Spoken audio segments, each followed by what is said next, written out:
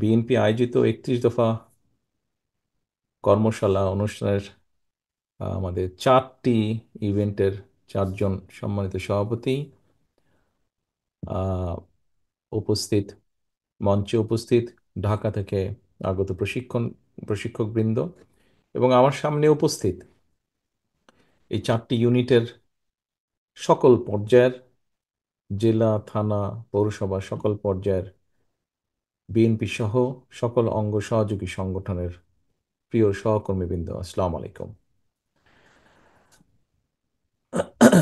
আমি প্রথমেই আজকে আপনাদের, যারা এই অনুষ্ঠানে সকাল থেকে এসেছেন, যোগদান করেছেন, আপনাদের প্রত্যেককে আমি আন্তরিক শুভেচ্ছা এবং ধন্যবাদ জানাচ্ছি আজকের এই অনুষ্ঠানে যোগদান করার জন্য। এই অনুষ্ঠানটি বা এই কর্মশালাটি একটি অত্যন্ত গুরুত্বপূর্ণ একটি অনুষ্ঠান। গুরুত্বপূর্ণ অনুষ্ঠান দলীয় দৃষ্টিকোণ থেকে যদি আমরা বিবেচনা করি, দলীয় দৃষ্টিকোণ থেকে অবশ্যই এটা অত্যন্ত গুরুত্বপূর্ণ, কারণ আপনার দল, আমাদের দল, বাংলাদেশ জাতীয়তাবাদী দল আগামী দিনে দেশ এবং জাতিকে নিয়ে কি চিন্তা করছে, কোন বিষয়ে কি চিন্তা করছে, সেই বিষয়গুলো আমরা এখানে গুরুত্ব দিয়েছি এবং গুরুত্ব সহকারে আলোচনা করেছি, গুরুত্ব সহকারে তুলে ধরেছি, গুরুত্ব সহকারে আমরা সেগুলো নিয়ে চিন্তা ভাবনা পরিকল্পনা করছি। এই কথাগুলো এখানে আজকে আলোচিত হয়েছে এবং সে কারণেই এটি গুরুত্বপূর্ণ। এটি গুরুত্বপূর্ণ এই জন্য, এই পুরো 31 দফা এটি শুধু বিএনপিরই না, বিএনপি সহ আরও রাজনৈতিক দল, গণতান্ত্রিক রাজনৈতিক দল, গণতন্ত্রের পক্ষের শক্তি যে রাজনৈতিক দলগুলো, যারা সহ আমরা বিগত 16 বছর, 15 বছর ধরে আমরা আন্দোলন সংগ্রাম করেছি মানুষের রাজনৈতিক অধিকার আদায়ের জন্য, সেই সকল রাজনৈতিক দলগুলো একত্রিত হয়ে আমরা এই 31 দফা দিয়েছি। অর্থাৎ দেশের মানুষ, দেশ সম্পর্কে আমাদের সকলের চিন্তা ভাবনা, এই সকল দলগুলো কিভাবে ভাবছে এটি জনগণকে জানতে হবে এবং জানানোর একটি অন্যতম গুরুত্ব মাধ্যম হচ্ছেন আপনারা।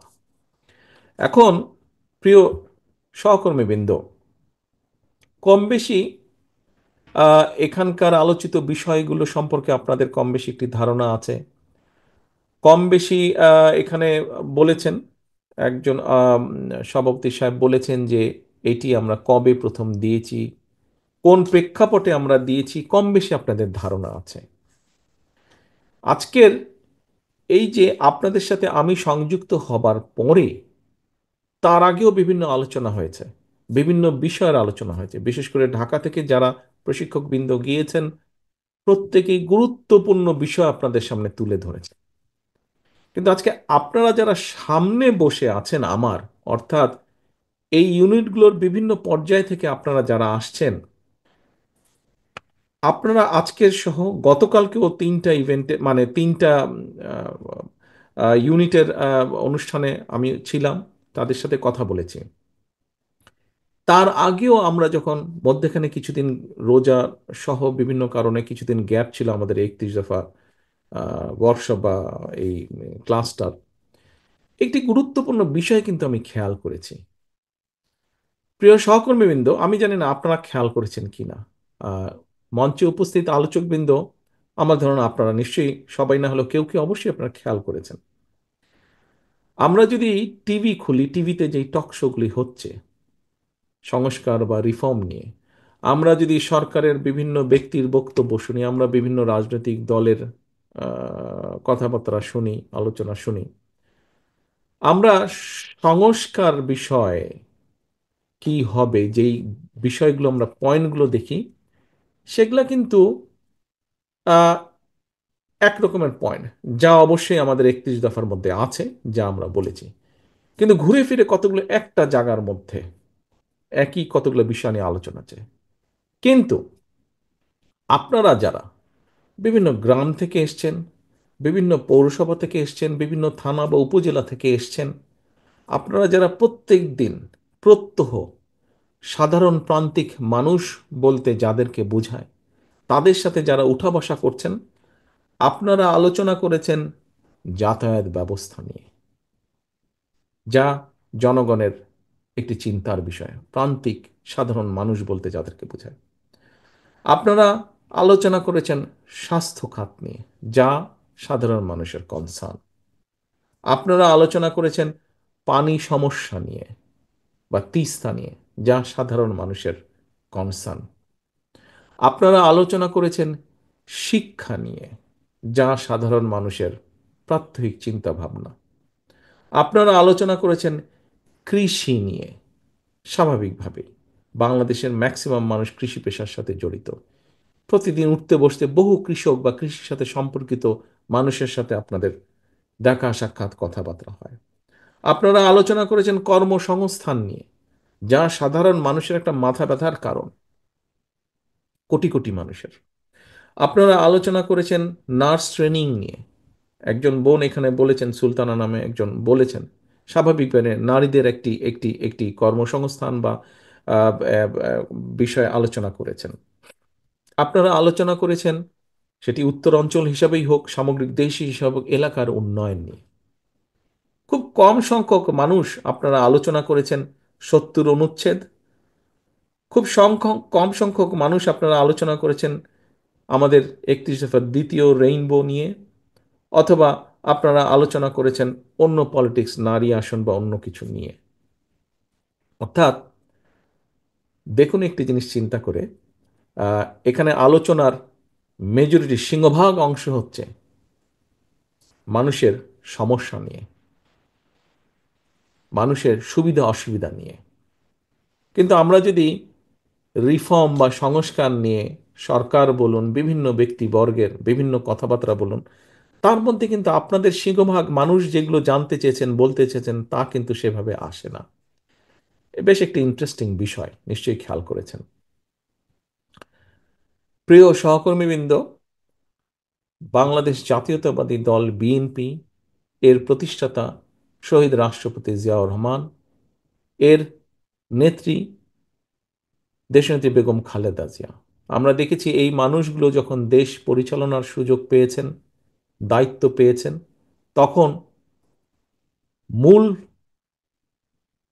জোর দিয়েছেন, গুরুত্ব দিয়েছেন দেশ পরিচালনায় কিভাবে মানুষের শিক্ষার সমস্যার সমাধান করা যায়, স্বাস্থ্যের সমস্যার সমাধান করা যায়, যাতায়াতের সমস্যার সমাধান করা যায়, নিরাপত্তার সমস্যার সমাধান করা যায়, কিভাবে উৎপাদন, কৃষির উৎপাদন বাড়ানো যায়, এইসব ব্যাপারে তারা জোর দিয়েছেন। হ্যাঁ, বিএনপির সময়, শহীদ জিয়ার সময় নারীদের আসন সংখ্যা বৃদ্ধি করা হয়েছে, সংবাদপত্রের স্বাধীনতা নিশ্চিত করা হয়েছে, এইরকম আরো অনেকগুলো কাজ করা হয়েছে। আইন ব্যবস্থাকে স্বাধীন করার উদ্যোগ গ্রহণ করা হয়েছে শহীদ রাষ্ট্রপতি জিয়া রহমান তথা বিএনপির সময়, বিভিন্ন পদক্ষেপ গ্রহণ করেছে। কিন্তু পাশাপাশি গুরুত্ব দেওয়া হয়েছে কৃষিকে, পাশাপাশি গুরুত্ব দেওয়া হয়েছে কর্মসংস্থানকে, পাশাপাশি গুরুত্ব দেওয়া হয়েছে স্বাস্থ্য ব্যবস্থাকে। এরকম আরো অনেকগুলো ব্যবস্থা, যেগুলো, যে ব্যবস্থাগুলো, যে বিষয়গুলো প্রতিদিন মানুষের জীবনের সাথে সম্পর্কিত। প্রিয় সহকর্মীবৃন্দ, আমাদের লক্ষ্য, রাজনীতির লক্ষ্য, আমাদের রাজনীতির উদ্দেশ্য, আমরা বলতে আমি বোঝাচ্ছি এই মুহূর্তে বাংলাদেশ জাতীয়তাবাদী দল। উদ্দেশ্য হচ্ছে দেশ এবং এই দেশের মানুষ কিভাবে কোন কাজটি করলে একজন সাধারণ মানুষ, সে শিক্ষক, প্রাইমারি স্কুলের শিক্ষক হোক, সে একজন কৃষক হোক, সে একজন ছোট ব্যবসায়ী হোক, বা যে পেশারই হোক না কেন, সে আজ যেমনই আছে আগামীকাল যাতে একটু বেটার থাকে, ভালো থাকে, তার ভবিষ্যৎটা যাতে একটু ভালো হয়, তার পরিবারের ভবিষ্যৎ, তার সন্তানদের ভবিষ্যৎ যাতে আগামী দিন আরেকটু ভালো হয়। আমাদের রাজনীতির মূল বিষয় এটাই। হ্যাঁ, রাজনীতির সাথে আরো অনেক বিষয় আসবে। আমরা উচ্চকক্ষ নিয়ে, 70 অনুচ্ছেদ নিয়ে, নারীর আসন সংখ্যা বৃদ্ধি নিয়ে আরো এরকম বিভিন্ন কিছু আলাপ করেছি। আমরা প্রধানমন্ত্রী, প্রেসিডেন্টের ক্ষমতার ভারসাম্য নিয়ে আলোচনা করেছি, বিভিন্ন বিষয় নিয়ে আলোচনা করেছি। কিন্তু এই বিষয় এখানে আসেনি। এখানে এসছে, এসছে খুবই কম। যা এসছে তার তুলনায় সংখ্যা অত্যন্ত কম।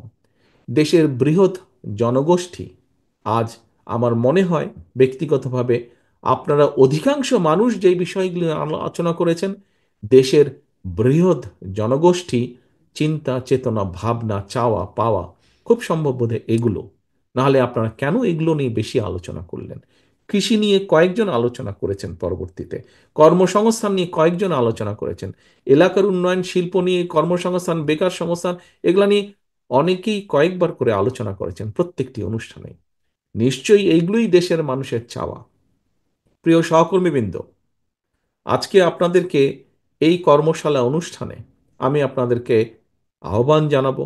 আমি আপনাদের সহকর্মী হিসাবে আপনাদেরকে অনুরোধ করব যে আজকের এই কর্মশালার যে আলোচনা সারাদিন ব্যাপী আপনারা কষ্ট করে এসেছেন। সকালে ঘুম থেকে ওঠার পরে আমি ভিডিও দেখলাম যে বিভিন্ন তিন অনুষ্ঠানে নেতাকর্মীরা আসছেন, আপনারা যোগদান করছেন, আপনারা আপনাদের কার্ড সংগ্রহ করছেন, আপনারা এখানে ঢুকছেন। কেন? কারণ অবশ্যই আপনি যখন ফিরে যাবেন আপনার এলাকার মানুষ কিন্তু আপনাকে জিজ্ঞেস করবে, কি ভাই সারাদিন কি আলোচনা হলো, কি তোমরা শিক্ষা নিয়ে কি কথা বললে, তোমরা স্বাস্থ্য নিয়ে কি কথা বললে, কি করবে, তোমরা যদি তোমাদেরকে যদি আমরা ভোট দিয়ে সরকার গঠন করতে দেই তো তোমরা আমাদের জন্য কি করবে, জিজ্ঞেস করবে না ভাই আপনাদেরকে? আপনাদের প্রত্যেককে এলাকার মানুষ, পরিচিত পরিজন আপনাদেরকে জিজ্ঞেস করবে যে কি আলাপ আলোচনা হলো তোমাদের বিএনপির এই মিটিংয়ে। প্রিয় সহকর্মীবৃন্দ, আসুন আমরা সকলে মিলে আজকে এখানে যেই আলোচনাগুলো করেছি এই আলোচনাগুলো আমরা আজকে এইখানে সীমাবদ্ধ না রাখি। আমরা অনেক গুরুত্বপূর্ণ বিষয় আলোচনা করেছি আপনাদের চিন্তা চেতনা অনেক গুরুত্বপূর্ণ বিষয়কে ঘিরে। আসুন এই বিষয়গুলোকে আমরা নিয়ে যাই মানুষের দোরগোড়ায়, প্রত্যেকটি মানুষ দল মত নির্বিশেষে প্রতিটি মানুষের কাছে। আপনার যদি মনে হয় এই মানুষটি তো এর আগে আমাকে ভোট দেয়নি, আমার দলকে ভোট দেয়নি, আমার দলের প্রতীকে ভোট দেয়নি, তার কাছে আমি যাব না, দয়া করে এই চিন্তাটি করবেন না। আপনি যান তার কাছে। এমনও তো হতে পারে আপনি যখন তার সামনে আপনার 31 দফার চিন্তা ভাবনা চেতনা আপনি তুলে ধরবেন, সে তো তার সিদ্ধান্ত পাল্টাতেও পারে। পাল্টাবে না? এরকম বহু মানুষ তো পাল্টেছে। কাজেই আপনি তার কাছে যান। প্রিয় সহকর্মীবৃন্দ, আমি প্রায় একটি কথা বলি, আমাদের রাজনীতির মূল পুঁজি কে?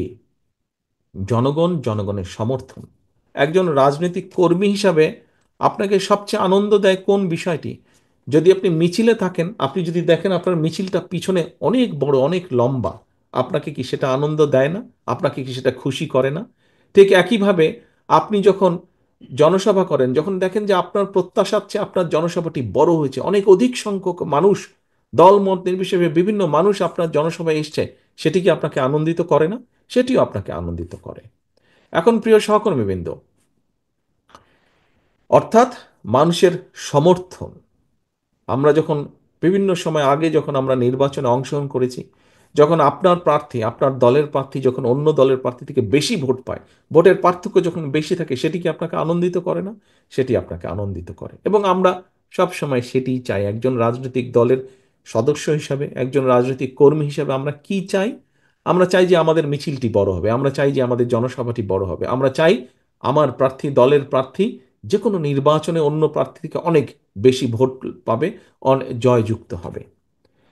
সহকর্মীবৃন্দ, এখানে একজন সহকর্মী কিন্তু একটি কথা বলেছিলেন তার বক্তব্যে, যে অনেক আগে আমি বলেছিলাম, খুব সম্ভব বোধহয় আমাদের যুব দলের এক নেতা এখানে বলেছিলেন যে বিভিন্ন রকম প্রোপাগান্ডা হচ্ছে আমাদের বিরুদ্ধে, মিথ্যে প্রোপাগান্ডা হচ্ছে সোশ্যাল মিডিয়াতে, তো কিভাবে কি করব।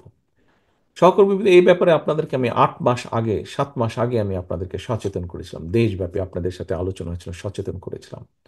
আমাদের সেই অদৃশ্য প্রতিপক্ষ আস্তে আস্তে দৃশ্যমান হচ্ছে, সাথে আরো বিভিন্ন প্রতিপক্ষ কিন্তু তাদের সাথে যোগ করছে।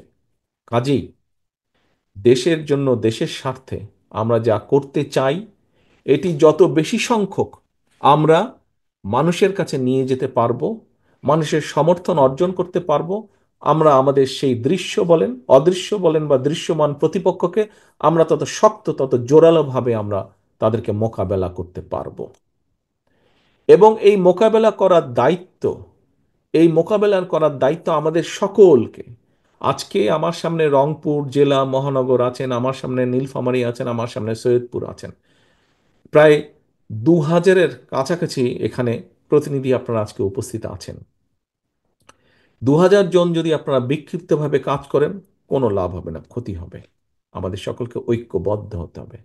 আমরা যত বেশি ঐক্যবদ্ধ হব, আমরা যত বেশি বাংলাদেশি জাতীয়তাবাদের আদর্শে বিশ্বাস করব, যত বেশি শহীদ রাষ্ট্রপতি জিয়াউর রহমানের নির্দেশিত পথে চলব, যত বেশি আমরা দেশনেত্রী খালেদা জিয়ার নির্দেশ মেনে চলব, নির্দেশ মোতাবেক কাজ করব, তত রাজনৈতিকভাবে আমরা শক্তিশালী হব। প্রিয় সহকর্মীবৃন্দ, বিগত 15-16 বছর ধরে সেই 111 থেকে শুরু করে আপনি এখানে উপস্থিত প্রত্যেকটা মানুষ আপনারা অবর্ণনীয় অত্যাচার নির্যাতন সহ্য করেছেন। আমি যদি আজকে আপনাদেরকে হাত তুলতে বলি, এখানে কি এমন কোনো ব্যক্তি উপস্থিত আছেন যার নামে মিথ্যে মামলা নেই? যদি কেউ থাকেন যার নামে একটিও মিথ্যে মামলা নেই, দয়া করে হাত তুলেন। যার নামে নেই সে হাত তুলেন। কেউ হাত তুলছে না। তার মানে আমি ধরে নিচ্ছি এখানে উপস্থিত 2000 মানুষের প্রত্যেকের নামে একটি করে হলো মিথ্যে মামলা আছে।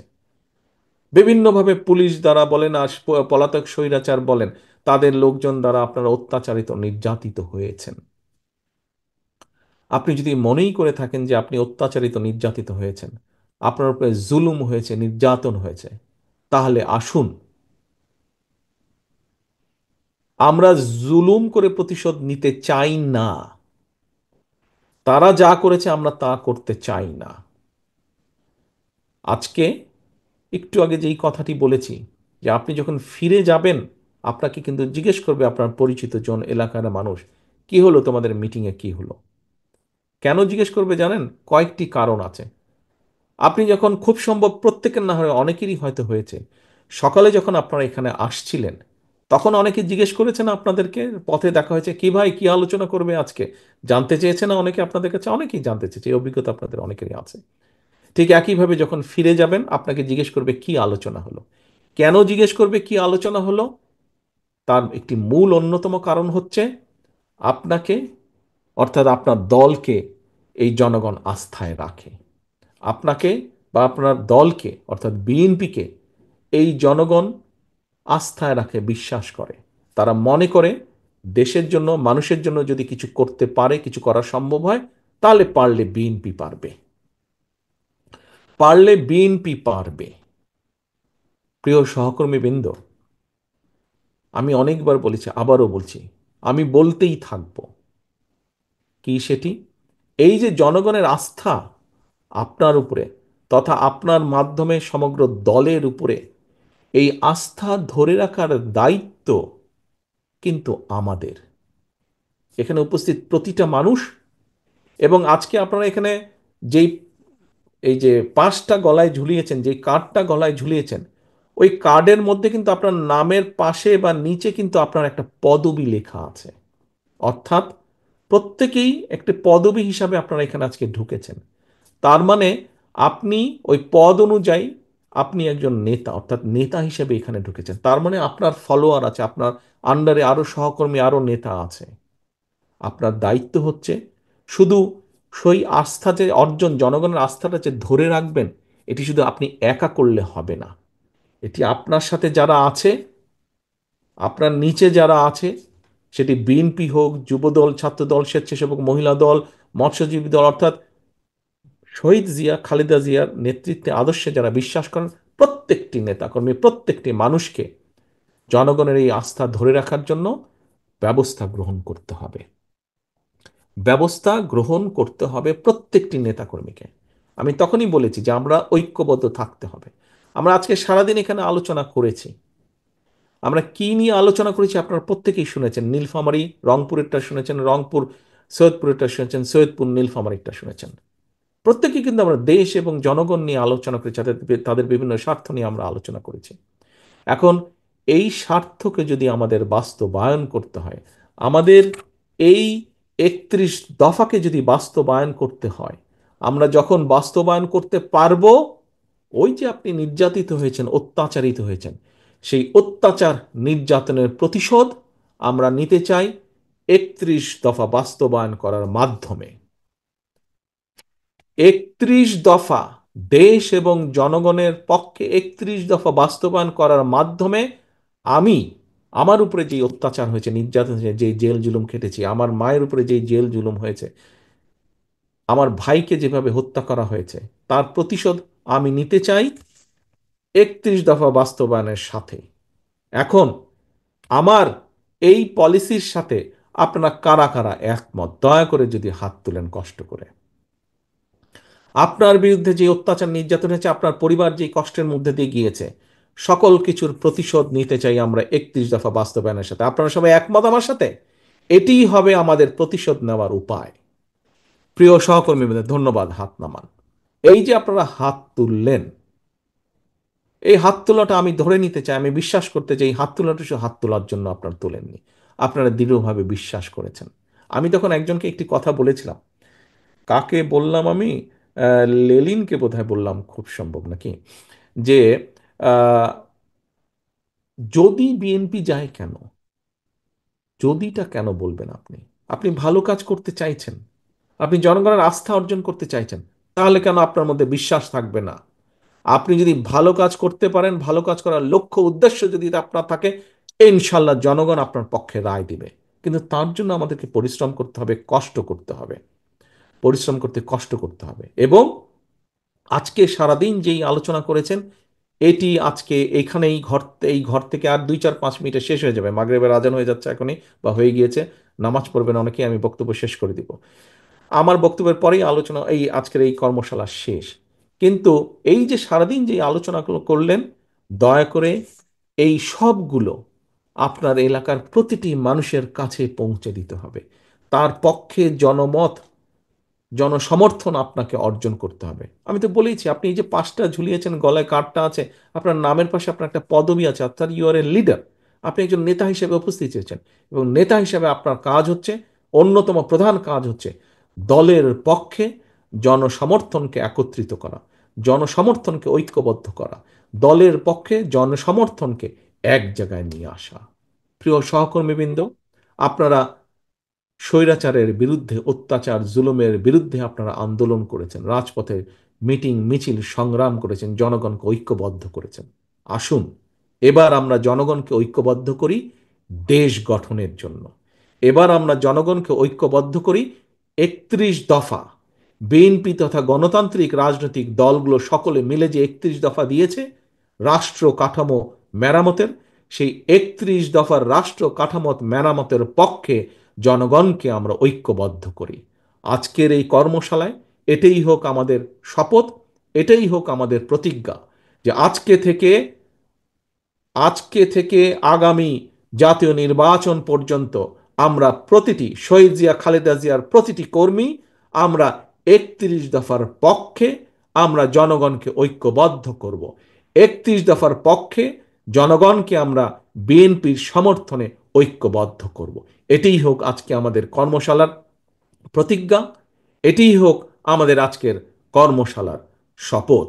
সকলকে ধন্যবাদ জানিয়ে আমার বক্তব্য শেষ করছি। আল্লাহ হাফেজ। বাংলাদেশ জিন্দাবাদ। বাংলাদেশ জাতীয়তাবাদী দল জিন্দাবাদ। আসসালামু আলাইকুম।